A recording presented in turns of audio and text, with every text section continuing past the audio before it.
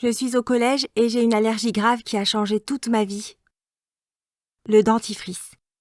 Tout a commencé il y a quelques années lorsque j'ai commencé à avoir des plaies douloureuses à l'intérieur et autour de la bouche, ainsi qu'une irritation de la langue. Ma bouche et ma langue saignaient pendant des heures. Après quelques semaines, ma mère et moi sommes allés voir un médecin. Il nous a dit que c'était mon dentifrice qui avait provoqué une réaction aussi violente. Au début, nous pensions qu'il s'agissait d'un ingrédient spécifique de mon dentifrice. Alors nous avons essayé de changer de marque. Ensuite, nous avons changé à nouveau, et encore, et encore. Peu importe ce que nous avons adopté, rien n'y fait. Le médecin a donc recommandé de faire un test d'allergie.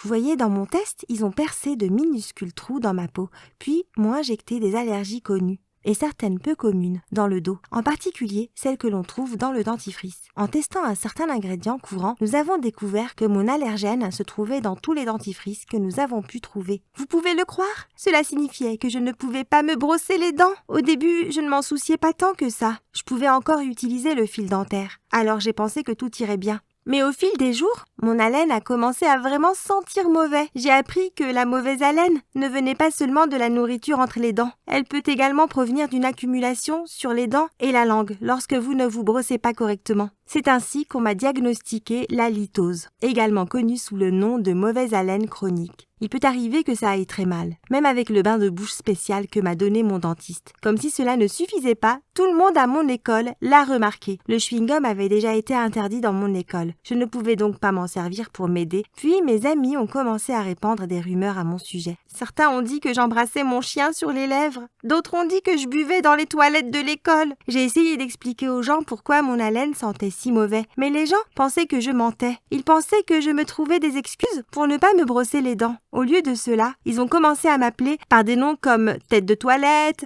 et souffle de gobelin. Finalement, j'ai commencé à sécher l'école. Parfois, je faisais semblant de ne pas me sentir bien. D'autres fois, je suis rentrée en douce à la maison, juste après avoir été déposée. Ce n'était pas l'idée la plus brillante, je le sais. Mais je ne supportais pas qu'on se moque de quelque chose sur lequel je n'avais aucun contrôle. Quand ma mère l'a découvert, elle était furieuse. Mais qu'est-ce que je devais faire d'autre? Je me suis donc assise et je lui ai raconté ce qui s'était passé. Ma mère était toujours contrariée parce que je n'étais pas venue la voir plus tôt. Mais elle comprenait. Ma mère me réprimandait encore pour ce que j'avais fait. Mais nous sommes allés ensemble à mon école pour parler au directeur. Nous lui avons expliqué ce qui se passait de mon allergie inhabituelle aux moqueries incessantes. Il a été surpris. Personne n'avait attiré l'attention sur le problème, donc il n'avait jamais su qu'il y avait un souci. Au bout d'un certain temps, nous sommes parvenus à un accord. Je pouvais utiliser du chewing-gum pour me couvrir la laine et les enfants qui se moquaient de moi seraient convoqués pour parler. Il est toujours difficile de vivre avec une allergie aussi bizarre, surtout quand on ne dispose d'aucune information à ce sujet. J'espère que personne n'aura jamais à vivre cela, car je ne veux pas que quelqu'un se sente aussi seul que moi. Si vous avez aimé mon histoire, n'oubliez pas de vous abonner pour en savoir plus et découvrir d'autres histoires.